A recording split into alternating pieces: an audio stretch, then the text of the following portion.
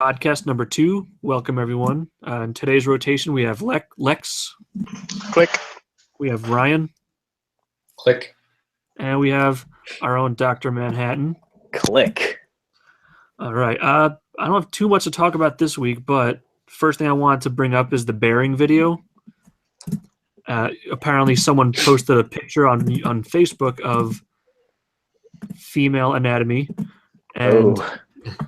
and Facebook took it down, and then the person replied to them, I should have taken it down because they identify as a man, and then they're like, oh, we're so sorry, and they put it right back up. So apparently you can post whatever you want on Facebook as long as you identify as a man. And Patriarchy at its finest. Well, Bearing says That's that hilarious. we should get everyone to do that, and I agree, mostly because I just want to see Facebook burn. You're gonna be singing like Nero when Rome burned it. Or was it Nero or who was it? Who was the one who was singing when? Blah. I didn't hear about this. Okay, it was Nero. Yay, I was right. I'm still recovering from the stage 4 cancer that is the Rachel Bloom song, "My Sex Junk." Yeah. Okay. I'm a pretty happy guy, and I hate like the concept of nihilism. But for every second I saw that, I grew more and more attached to the idea that Nietzsche was right, and there's no point to anything. I'm over here like, I want someone to stab me, please. End it. It was. I won't say. I think more psychologically painful than physically so, but. Oh dear God! So, like, here's my thing with it. It was like, yes, the content was horrible. Like the lyrics were just bad, and like the message it was sending was horrible. But we're all very, very inoculated to that at this point. We're so used to hearing that bullshit. Like, yeah, it hurt a little bit when Nye's sitting there endorsing it, but yeah, but it was such a horrible performance. It was. I was like, just from a major production standpoint, you just feel bad for everyone involved in that project. Like Rachel Bloom didn't sound ready at all or anything, and she looked like she was moving by electrodes attached to her like muscles. Like it was so unnatural. Like, did they rehearse? I think I know what you guys are talking about. Mm-hmm. That whole song, though, if like the lyrics are so like straightforward. It's like it's just like, even though it's not the common message, it sounds like it's extremely cliche. You know what I mean? I've seen things that man should not see. You can't hear that, right? Huh? Can you hear me? I'm trying to watch it right now, but you can't hear it, right? No, I can't hear it, and I don't want to hear Okay, it. that's good. Yeah, no, I don't want to hear it anymore either. If I can hear it, I'll make it known that I have my headphones out. God, you know what I just realized we have to do? We have to remix it with with any Fergie song, really. I'm just like, they're going through my head right now, and they'd all be awesome.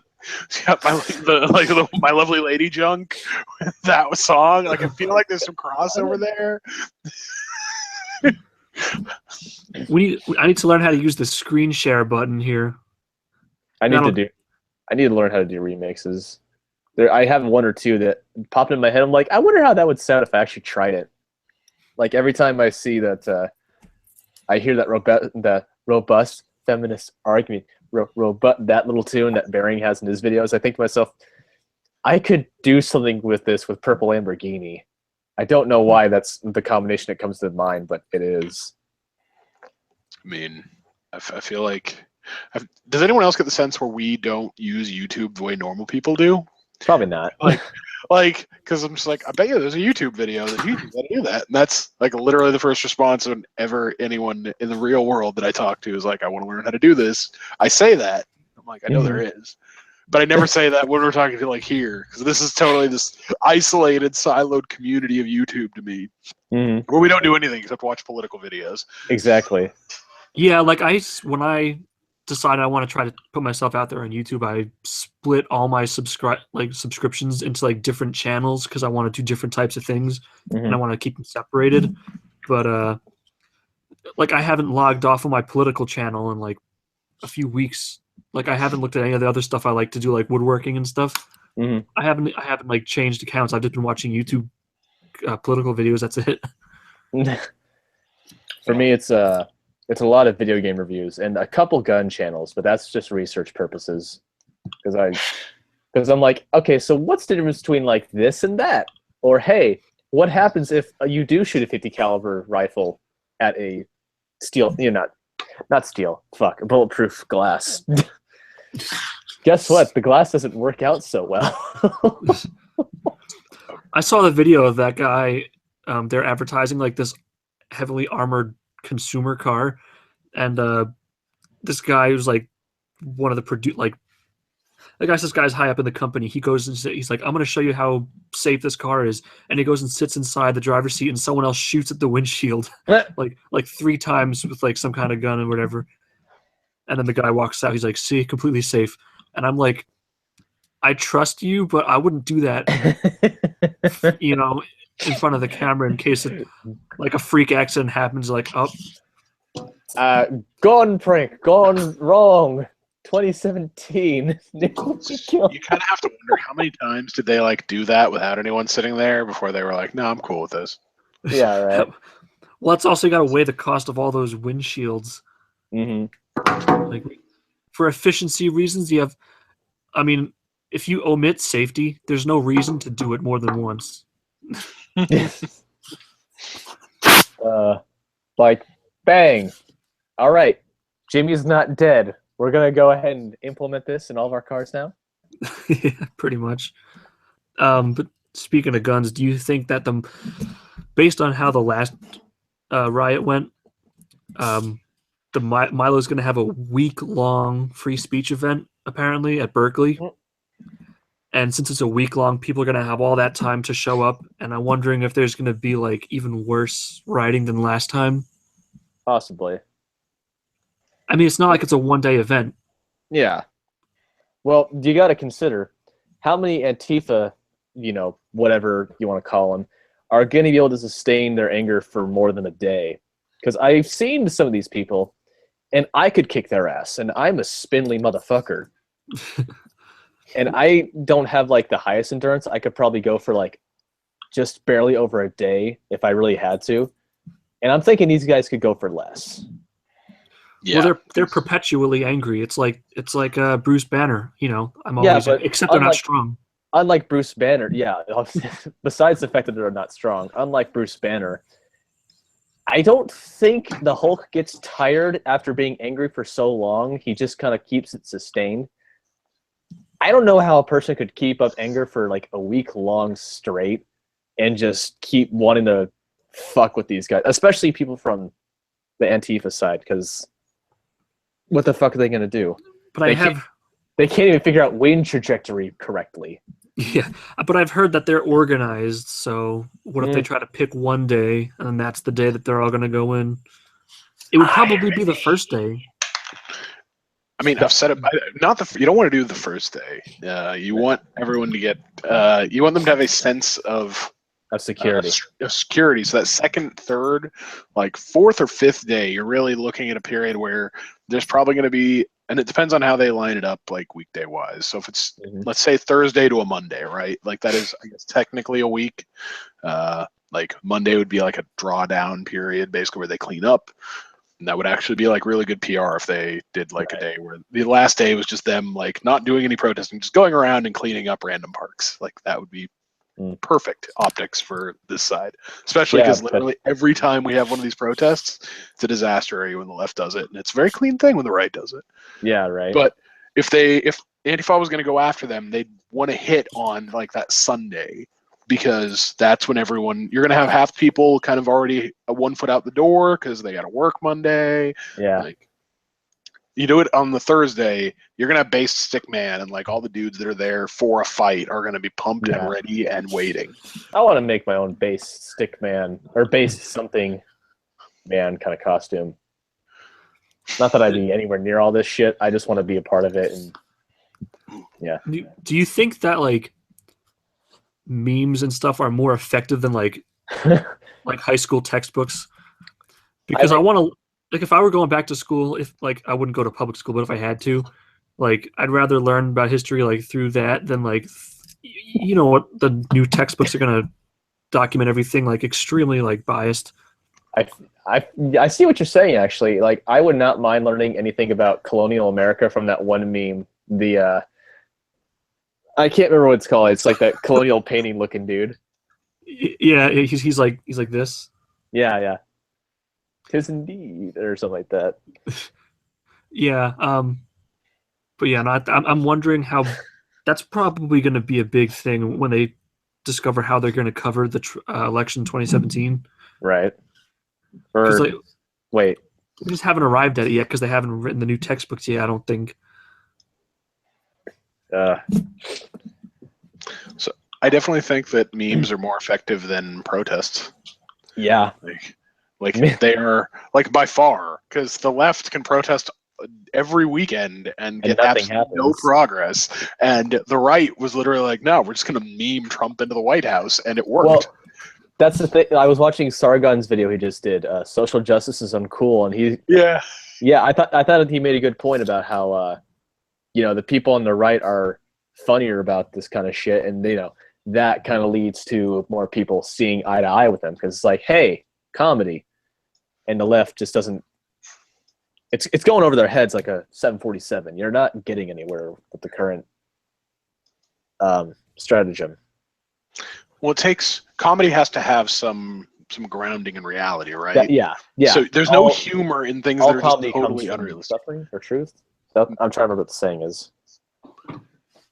It's probably been said both ways, and it's Probably pretty has been. accurate. Sorry. Like, it's one of those things where it is. You have to have a core element of truth to it for people to find any humor in it. Yeah. So it isn't when they are operating from these completely out of the left-wing lunatic sphere world type ideas that just don't make any sense. Yeah. You can't then extend that into comedy. The only joke to be made is, why are you talking about this? Yeah. I think the as much as I like memes, because who wouldn't like memes? As much as I like them, Bad people. That's who would think- like memes. Hillary Clinton. I think that they're really good at getting a point across, but again, people have this problem nowadays where they agree with something just because it sounds nice, or like because it rhymes, it must be extra good. Like that statement must be extra good then, and then they just have a proclivity towards like agreeing with it just because like it's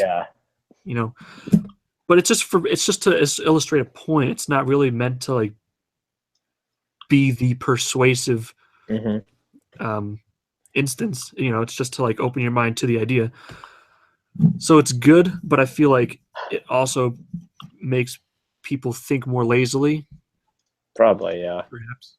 I mean, is that one of those perspective things where it looks like people being lazy about thinking, when in actuality you're just noticing that they're being lazy thinkers when they wouldn't have been thinking at all before? Like, you go back, to the 50s or before, you had large swaths of the population that were just not politically engaged at all and couldn't have even begun to have a conversation about, a true conversation about communism versus capitalism. Like, the 50s was probably the most tribalistic period we had for that particular fight, right?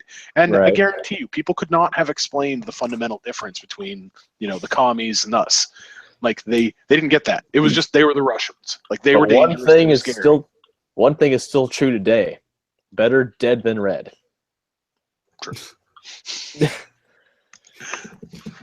The red is just now Republican instead. Yeah, right.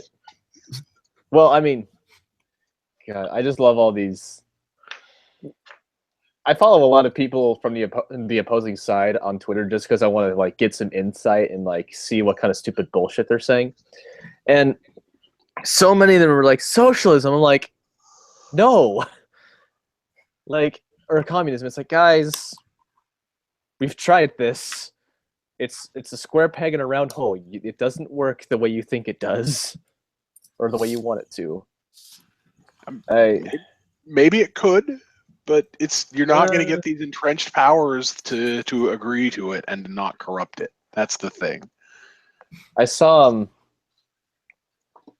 well, this isn't really communism. This is more utopia. But I saw. Well, no, don't they always say that the communist utopia or some shit like that? Utopia, the utopia from the actual book was actually really communism, and that was the moral point of it in the end in the modern world is that it's not actually a utopia. It's just a system that functions well. Okay, because I remember this one video from this guy who follows me on Twitter, Ewan Morrison. He's an author and he did a TED talk about like why utopia doesn't work. And he's just like, eventually it collapses in because like, I can't remember how to explain it exactly, but it's really interesting. I'll probably put it up somewhere because I thought that was really well done thing he was talking about. Well, I mean, just from a like very surface level analysis, you look at it, and if the necessity is the mother of all invention, right? Yeah. Like, I don't know a lot of people that argue with that sentiment, though. I'm not like, I guess you probably could. Like, it might not be literally true, but it is definitely viscerally true to most people. If you have no necessity, you have no invention. If you have no invention, you have no development of society. You have no progress in humanity. I would say that like 99% of the time it's necessity, and the other 1% is just some guy who got really fucking bored. And it was just like, hey, I'm going to make a Mac computer. Well, that's the thing, but now you need, like, Wozniak needed an affordable computer to solve his problem of wanting to screw around with a computer in his garage. Like, there was a necessity for him there. He made a want into a need and followed it with a passion. And, like, that is definitely the 1% of, like, really, really awesome development that you probably still get in a utopia. Because people would have the free time to, the leisure time to explore that thing. But like most mechanical engineering problems are just not going to be solved by someone until they actually absolutely have to, which is why you can literally go to an engineer and be like, all right, here's my problem. And they're going to solve it in a way that's relatively efficient, right? Yeah. Because it's a set of skills you take to solve these problems. And that is what most people are talking about with a lot of these things. But you have to be able to create those problems, and that's more of a necessity. And that gets to that one meta level above, where if you're in even a perfect society, assuming communism worked just perfectly as it's supposed to, it doesn't have that drive to improve. Why do you want to, make more widgets? Like this spinner right here. God, that's so satisfying to watch. Is that it looks better than it feels. I don't know. It's underwhelming for me, but Where'd you get that? How much is it? I got it. I saw an ad on Facebook for something. It was like $12, and I forget. I ordered one last night for $2. Oh man, well you got gypped. This is what it looks like. It's got like the 3 things, and all you can do is like spin it and then like flip it like that. Before me and Lex were talking about how like the advertisements work. And they kind of aren't perfect because they show you ads for something after you've already bought it. And then it also just keeps showing the same ads over and over. Yeah. So, and I don't know if it's because it's targeting me or if it's trying to make it look like this thing is more in demand and more popular than it really is. Yeah. It just kept. If you like one widget, you should have 2 widgets. Yeah. I mean, it thinks that you should have like 500 of them. I don't know. Yeah. But it makes me think that there's like 10 really popular things, and that's it. They don't like keep the variety going of ads. They're not versatile as far as like interchanging everything, basically. Well, I remember when Facebook first launched their ad system, it was a complete and utter failure because nobody legitimate wanted to put their ads on Facebook, and the only people that did were mostly scam artists. So literally it turned into this thing where users completely ignore all ads on Facebook, to the point where now nobody who had any legitimate product would even put an ad on it. So all of a sudden you're in this downward spiral of trust. Well, yeah, I've always avoided ads and pop-ups since the year 2000 when we like got a computer or something. It's like I've never had a pop-up that was something legitimate or actually good. It's just like, I gotta exit out quick before. Just hurry before we get a virus. Yeah. If I exit out quick enough, I don't get a virus. Well, I was thinking, like, Imager had that kind of an issue. Reddit's had a few issues with this, where like these are, and even AdSense, where you have just little text boxes, where those have become unobtrusive enough that we're willing to trust them now. But every once in a while, someone sneaks through a little bit of JavaScript, and all of a sudden it's playing, click on this and win a prize bullshit, and then everyone flips out, and they're like, "How could you do this?" And people have gotten to the point where, like, if you go to a site where you trust in a few ads, when they get hacked like that, people act like that company has failed them in some massive breach of trust, and you're just like, guys, they don't intend that to happen.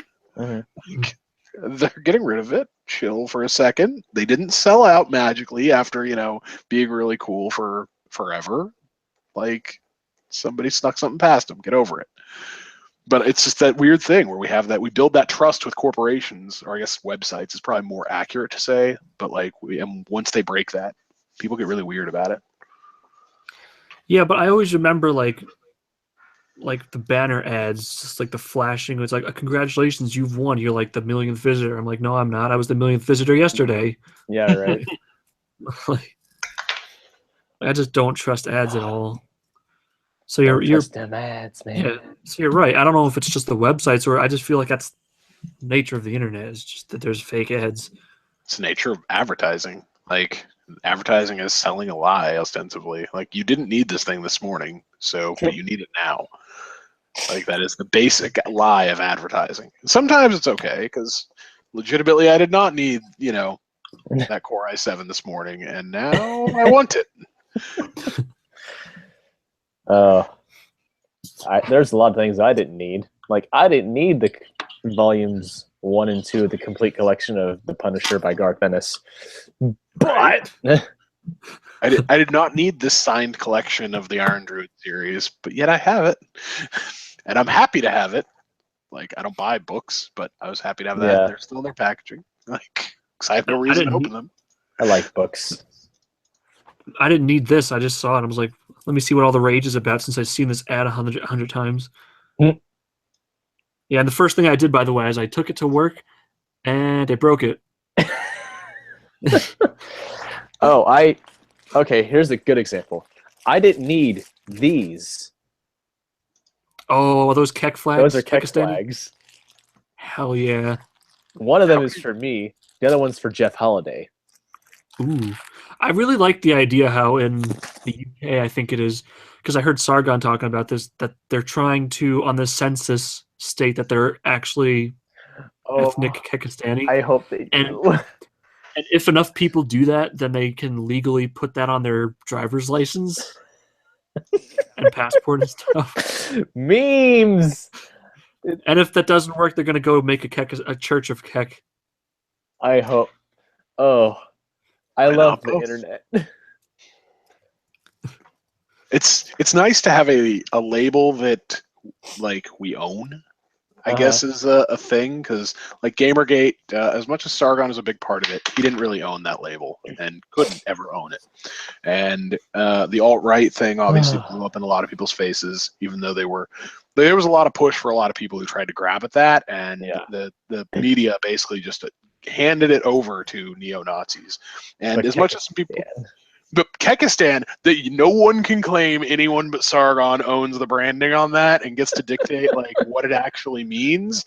And thankfully, he's like just middle of the road enough and just reasonable enough and articulate enough to hold it and to keep that momentum. No one can rip that away from him, and he gave it away so freely that there's no like, oh, it's just a play for like he's not making merch on it. And he even said, I can't make merchandise on it because that would taint it. Other people have to, and they can do whatever they want with it. But they have to go do it. Make shirts and flags and go take the money. Have at it. I can't.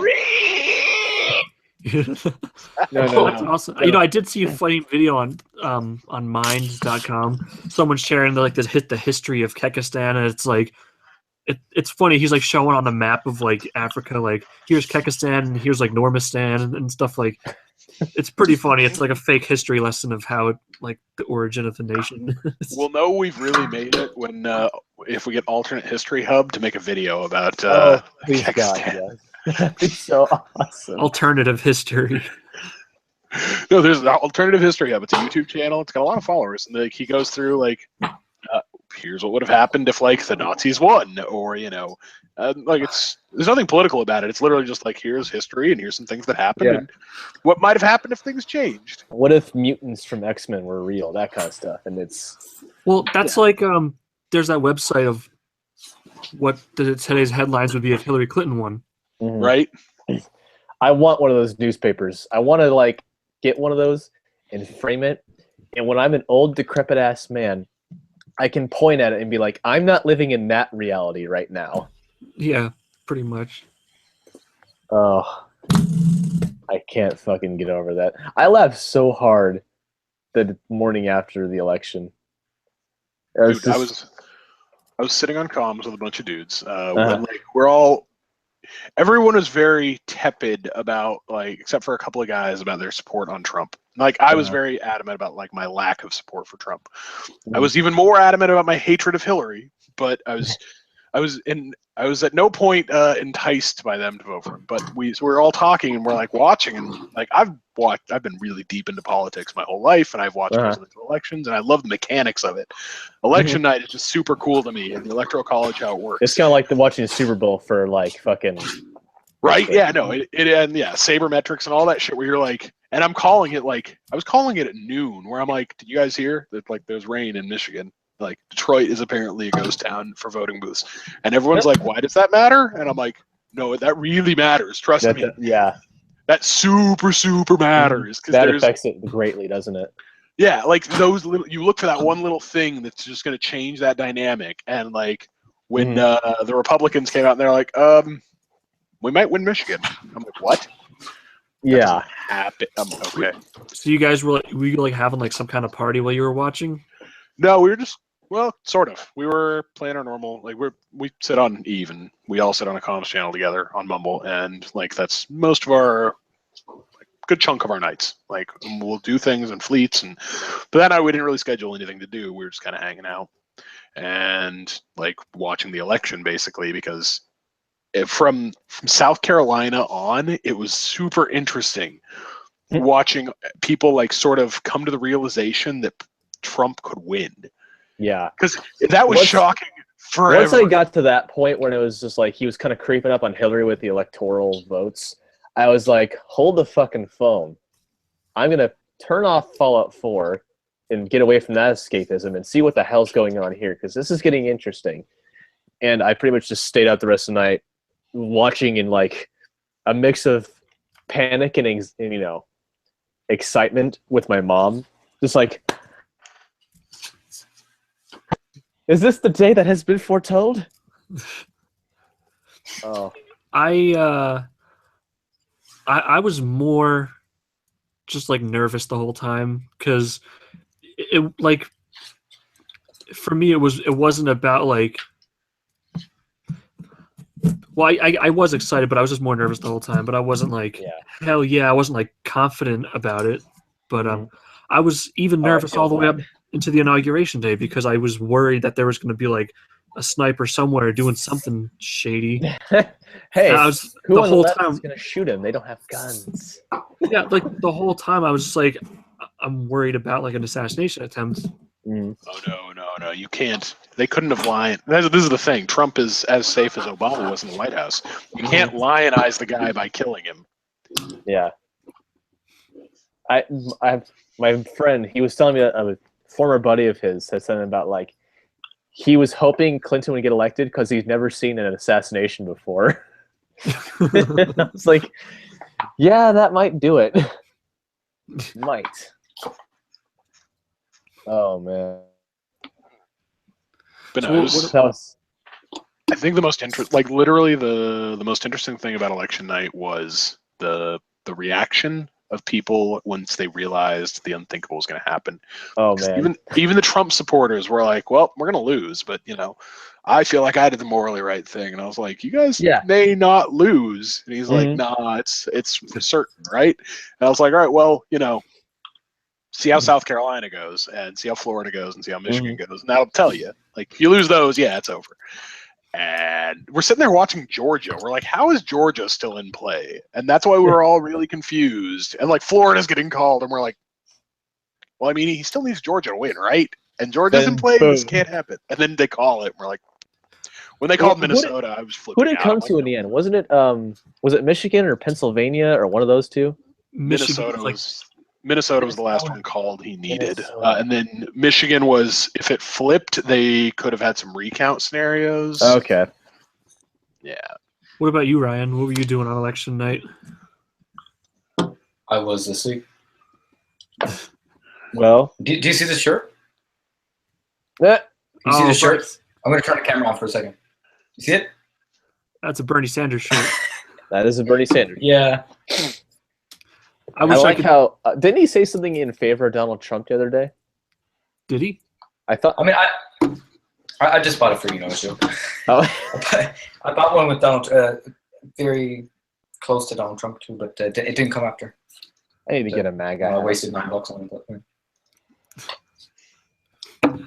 Oh. I like Steven Crowder's impression of Bernie Sanders, but I like it when he does the accurate one instead. Yeah, like and the 1% of the 1%. Voice. Yeah. I want to put a tax on the 1%. The 1% of the 1%. I am from Vermont. The DNC screwed me, but I took enough money to pay for my 3 homes. Yeah, that would have been a funny. I would still like to see Trump debate Bernie Sanders, but That'd like be great. Judging I love that one. Yeah, I love that that one one. a couple months ago, right? Or not a couple months ago, on talk show, right? I don't think you actually want to see a debate between somebody who is knowledgeable and really like well. I don't know how to put it. He was a centered person who cannot be shaken on a stage like Sanders. I don't think you want to put him against someone like Trump, who can literally only lose that rhetorical debate. Like Trump will never convince anyone watching that thought he was wrong that he was right, whereas Sanders can do that. Well, I think Sanders got crushed in the Ted Cruz debate. Yeah, that was hilarious. Yeah, I agree. It did not look good for Sanders. Most things I think he underestimated Cruz. But how come there aren't more of those? That was great. You see 2 people just have a debate for no objective reason other than to talk about it. Like there was no goal at the end of it. Like I don't remember that. How have I seen that? it was a few months ago, so Yeah. it was like shortly after the election. I think it's like that. Like I was saying, it's hard for a lot of people to justify because you're not gonna. It's the same thing on YouTube debates. You're not gonna convince anyone watching or anyone in the debate that's changed their minds. And how many people watching it are you actually going to be able to change their minds? Like, can you do anything more than lose ground? And for most people, the kind of people who tune into those are not the kind of people who are really open to having their minds changed in that kind of a venue. We're going to need something more powerful, more evidence-based. Yeah, they're more there to see someone get fucking pummeled. Yeah. What do you think changes people's minds most? Because, for example, I would hope it's reading information, but that's so hard to trust now.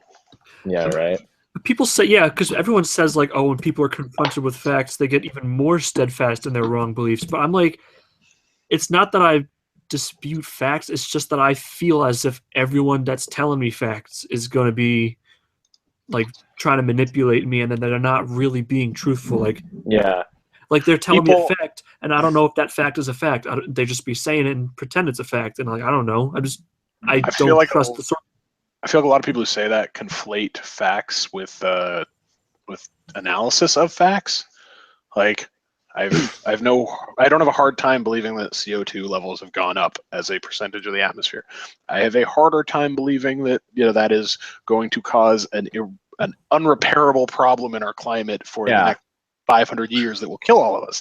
Like one of these is a fact and the other is an analysis, and that analysis may be well founded, but like there's those analysis we gotta call bullshit on. But it's also like, but even that, like, it depends on where the measurements were taken, what measurements were omitted. It's selective. Even that, you never know. They could say it and You weren't there to take the measurements. But like when it comes to like sociological problems we have, where like when somebody's having a debate about abortion, it's really easy to get people that are pro-choice to admit that they would be okay with killing a 5-day-old, because functionally there's no difference between 5 before and 5 after, right? That's a really easy thing to corner them into, and they make the mistake and they just will barrel into it. I've done it dozens of times, and it's one of the reasons I have a hard time being like, no, I'm just straight up pro-choice, because I do that to them all the time. But on the pro-life side, it's the same thing, where like, they don't want to accept that there are rational reasons that people may want to abort pregnancy for health risks. The child may be deformed. Those are all really low percentage things that happen, but you don't want to just make blanket rules about that. And then there's rape and mother's health, and like you just get into all these issues, and it's like, or we could just it just collapses. It not after. But when you present to them, hey, if we have a better argument about adoption and making that more socially acceptable, and if we really push that, wouldn't that help stopping a lot of abortions that don't have to happen? And they'll say, oh, you're right, and isn't that maybe a better way?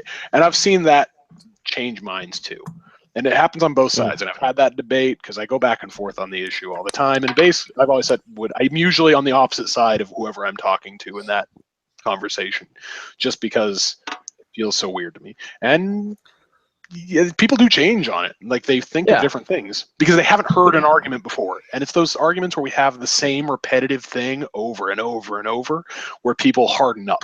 So when they keep hearing the same facts or the same arguments repeatedly, you tune it out. You just don't care. Like it carries no weight in adjusting yourself. You have to hear something new. Yeah, but at the same time, you have to... or nothing at all. Your audio's kind of breaking up there, I think. But for me, like, I don't think I've ever seen someone be persuaded in an argument and be like, oh, okay, you've changed your mind. Like, I think the best way to, like, I've never seen that happen. I think perhaps the best way is to leave your points with them and then walk away. Yeah, and maybe come back to them later.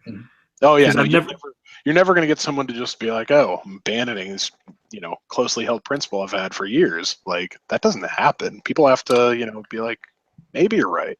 Yeah, it's the pressure that doesn't work.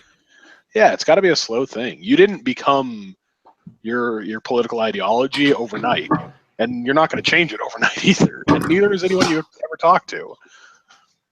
That's one of the reasons the SJWs lose so badly in the marketplace of ideas. They insist on immediate acceptance of all things they say with no ground for any nuance or gradation. You accept have this idea or you're a racist. Exactly. That doesn't work. That doesn't convince people. It just creates, that pushback. Mm-hmm. Yeah, that I think that's what the people also mean with the pushback, and there may be a reason for it, but it's because you feel like you're being pressured or manipulated. Like, whereas if someone says, "Here, consider this idea," and then walks away, then we've seen it, like with pronouns. Pronouns is a perfect example of this in a microcosm that everyone understands and gets. Mm-hmm. If somebody asks you, "Oh, hey, I go by Z," if they're being a polite individual, you're not going to want to feel like an asshole and just be like, no, fuck you, you're a he. You're going to be like, all right, Z. But if you demand it and say, my name is Zer, and it's like, fuck off. But yeah, if you're like, hey, Shitler, how dare you misgender me? My pronouns are Z, Zoom, Zer. You're going to be like, no, fuck you. Say Shitler. Right? It's like that video I shared with you guys about the animation of Jordan Peterson.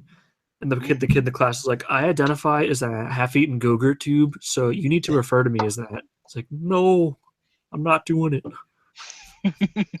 Oh, man.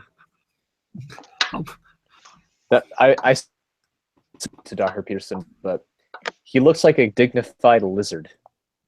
What? Like, when I see his face, I can't help but think reptilian. I'd be interested to see your reasoning. No, oh, thank God! I gotta see it. I was gonna. Okay, because if I had to explain that, like a madman, I mean, I don't know how to start. I think it would also be accurate to call him a grown-up version of Bill Nye.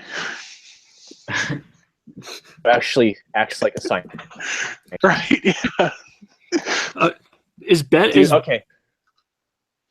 Can Go we ahead. all just pretend I died after, like, I don't know, like 2002, so he didn't do this shit? I mean, is Bill Nye the same? He looks like he's the same height as Ben Shapiro. Isn't Ben Shapiro No, he's like a not. pretty short dude? He's not? Yeah. Did you see the meme?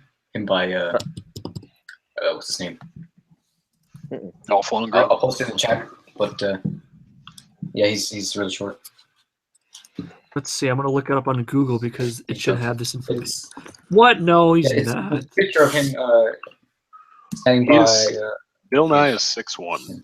Yeah, it says Yeah, that, but he okay, looks like a yeah, turkey. like his- Definitely. But he- Uh, It says 6'1", but he looks like a turkey. I don't think he's 6'1". yeah. Ben Shapiro is 5'9", which, as anyone who is 5'9" will tell you, is Yeah, he says that, but I don't believe him on that. I'm 5'8.5", and Ben Shapiro looks shorter than me. Oh, wow. Okay. You see this? I You didn't see the Twitter thing? Tell you were, but that I have no idea what you're saying right now. You sound like a robot. Yeah, so that Say it again. so when Milo makes fun of Ben Shapiro being short, he's also making fun of me. But I'm not that 5'8.5" isn't really that short. Yeah, that's a well. I'm a half-inch difference, but I mean, Well, how tall is Milo? I don't know. Is that? I'm guessing 5'11". Milo Yiannopoulos, 6'2". Does Damn that, it. does that include his hair? I would say probably. I love that Google literally pulls up just their height right there. Like these questions get asked often enough that they wrote an algorithm to be like, when somebody asks me the height, just give them the number. Don't take them to a link. You know, there's just one guy who spends his days doing nothing but like It's by killing music Ted Cruz. so people can. Is that picture? Let me post it. Let's see it.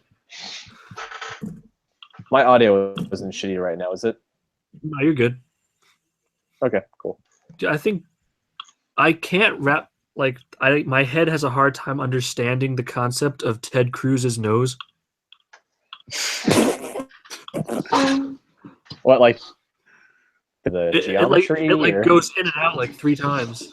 Like, it's like Owen Wilson, but like, you know, I wonder whose is more extreme. So you know what's really crazy? His nose is going to continue to grow. We've got like another 20 years of progress on Ted Cruz's nose to look forward to. Every 10 years he gains another zigzag. And then Adrian Brody's will just continue growing to the right.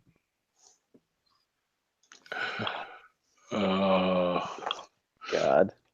So, question. We're 100 days into Trump, and he's already like, being like, this job's harder than I thought. What do you think the odds are that he's just like, I've done my work. 4 years was enough. Next dude, step up. That's what I was saying, because he's like 70 something. I don't know. I could see it going either way. I don't know. I would not be upset if he decided to do 4 years, and if the next front runner for the GOP would be like Ben Shapiro or something. I think it's really idealistic. Well, isn't there some kind of obviously it's enough like public, but isn't there some kind of thing where it's like if you were a one-termer, then something to your reputation? Because I could see him going again just to make sure that doesn't happen, I think it's a different thing if you volunteer it out like early enough. Like if he did it right after midterms and was like, I've decided I'm not going to run again. I'm going to get my agenda passed, and we're going to operate as a lame duck. But you know what? He already trademarked like the next election cycle like motto. He says, keep America great or something. Yeah, he had a rally, right? That's him preparing properly, and like it's it's totally in line. He could totally say, hey, I've achieved. And here's the thing: if he stays on course of achieving election or campaign promises, and says, I've done my part, I've done what I can. The system is not going to take any more change from me. We need somebody new, a new player at the table. He could get out that way, I think, and he could do it in a way that would secure a legacy if he has one built. What's interesting though? Here's a thought I've been having recently. When people talk about particular policies or actions, and they say, "Oh, you don't like it when the other person does it, but you like it when your guy does it." Mm-hmm. Like, I agree that you should stick to principles, but Yeah. the idea that he's an outsider makes me have a certain level of trust where I'm more open to listening to his argument. Yeah. Because it's not like I'm just going blindly and be like, yeah, I support whatever he does, but I'm more open to the idea if someone's, an outsider, because I don't know, you understand what I'm saying. I think I see what you mean, because he's not like a career politician, right? Yeah, let's say, for example, have that line of bullshit memorized. Yeah, and again, I'm not even knowledgeable on this. Just using it as an example, say the Syrian, the airfield bombing. Uh-huh. Yeah, you're not interventionist and all this and that, but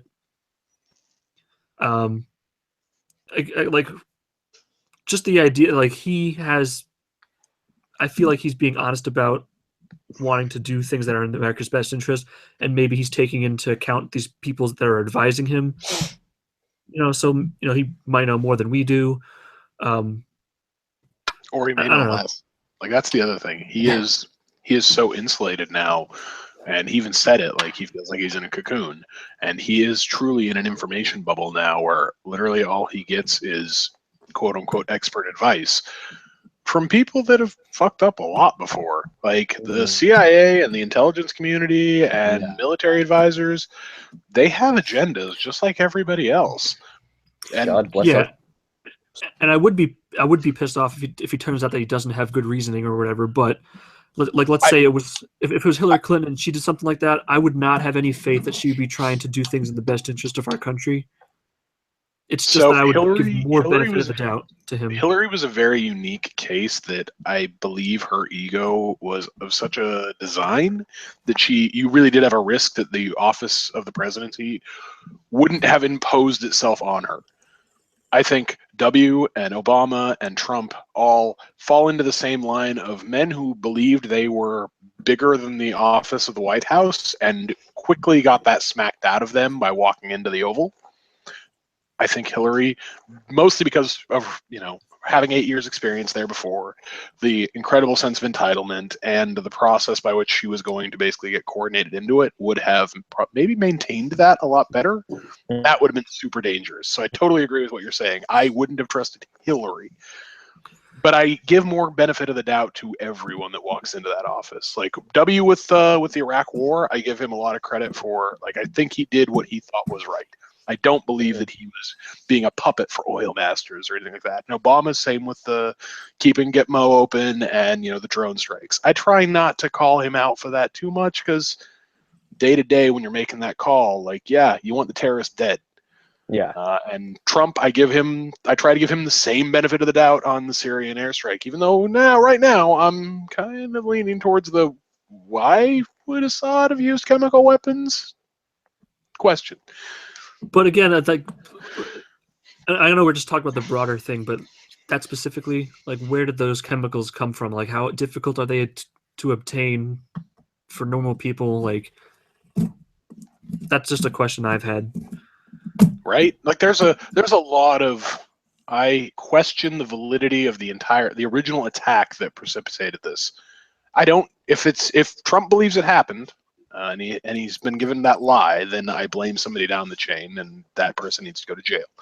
If Assad made it look like he did the chemical attack and didn't, then I blame Assad, and we need regime change, because you can't allow world leaders on that stage to pretend to violate international agreements and be like, haha, I fooled you. That isn't something you can allow from minor nations, especially major nations either. But just in general. That is one of those things where, like, yeah, you need to go now.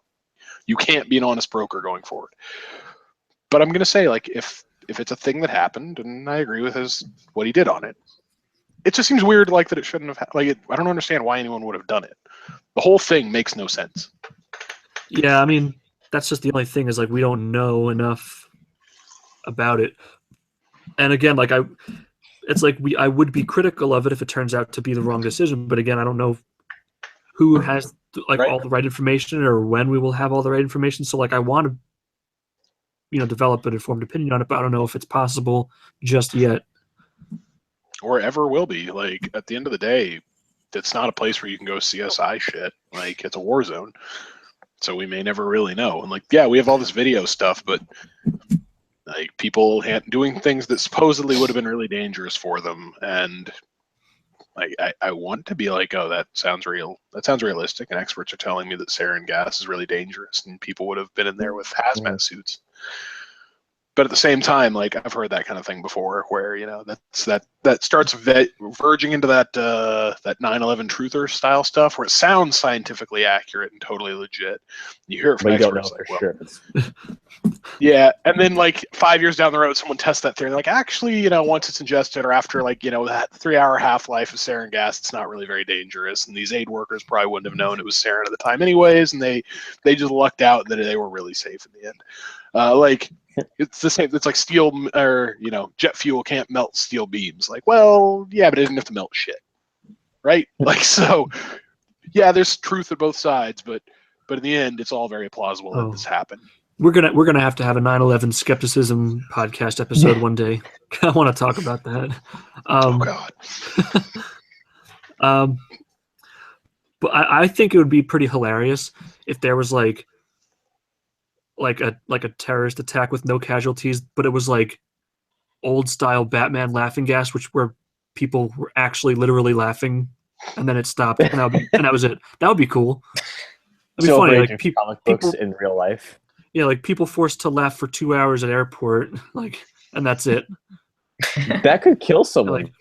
Like, best ab workout ever. If it doesn't, yeah. Oh man.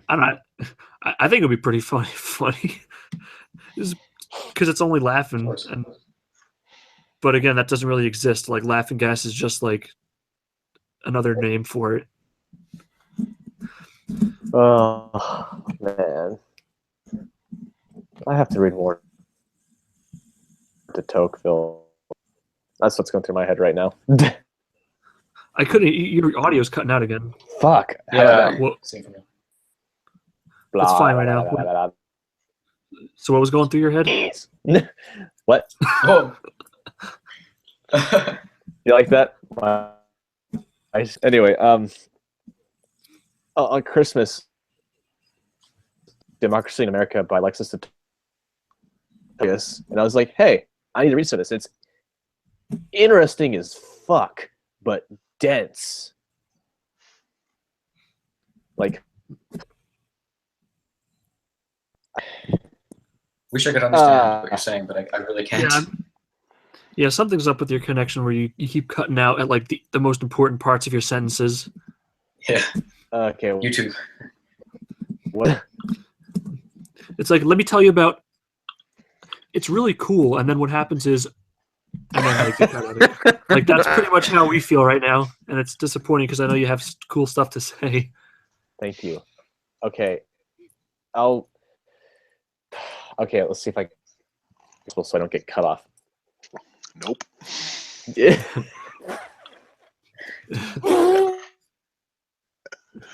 Fuck. You can get an aneurysm there.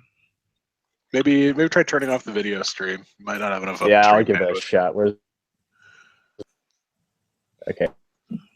In the meantime, I'm turn off in the spinner. Here we go. Boop. I am a mushroom. Yeah, you're a mushroom cloud. All right, try again. Okay, so what do you think about all? Yes, no.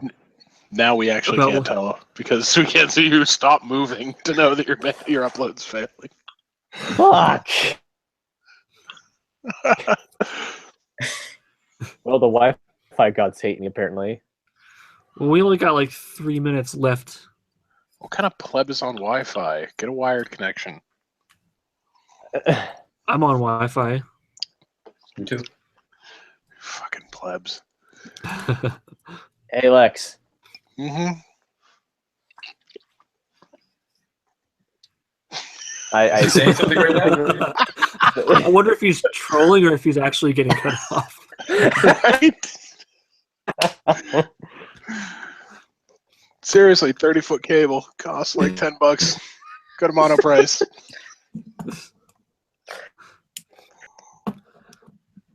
Oh man, well, I guess. I forgot to say at the beginning of the podcast, but if anyone, we have 0 viewers for today because I didn't put the link out. So Fuck. it'll upload later, but yeah. At the beginning of the podcast, I forgot to say that we're all fans of Roaming Millennial. So if you're watching this, make sure you subscribe to Roaming Millennial if you haven't already. Awesome. And Could also that's subscribe to us, I mean. yeah, of course, subscribe to us and me at Mark Wazz. I'll put my links in the description later on. I'll get to that later. I'm feeling kind of lazy right now. You on Twitter? Yeah, at Mark Wazz, MarkwAzz. You say that for me, please. And what about Dr. Manhattan? Oh, is I think I that already got zero? Is that J0N? Yeah, J0NO. John Osterman, but the O in John is a 0. Yeah, I'll put the links in the description. We'll try to get as many people as we can for next time. But Yeah. Anyone else got any final thoughts? Motherfucker. Well, Yeah, Dr. Manhattan's got a, messing with it. yeah, Dr. Dr. Manhattan's got Manhattan. a ton of thoughts that the computer doesn't want to hear. Dr. Manhattan apparently has a unified field theory that's going to bring together quantum general relativity, and it's going to get lost to the ages.